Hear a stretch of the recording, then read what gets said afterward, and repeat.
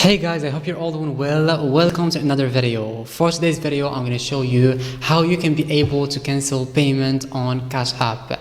It's not something difficult. I'm going to share with you the steps right now in order to cancel a payment on Cash App. So I'm going to go now to my phone and let's open a browser. And now I'm on the official website of Cash App, and as I said here, Cash App payments are instant and usually can't be cancelled.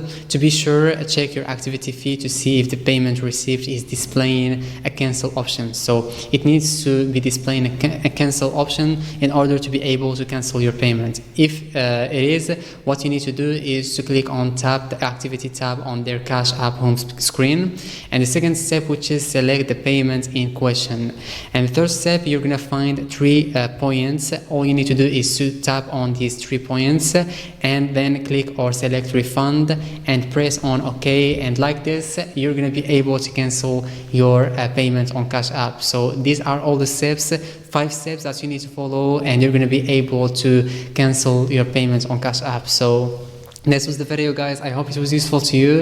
If it was, don't forget to like, subscribe to the channel and turn on the notification bell so you don't miss any video I post in future, and see you in the next video. Thanks for watching.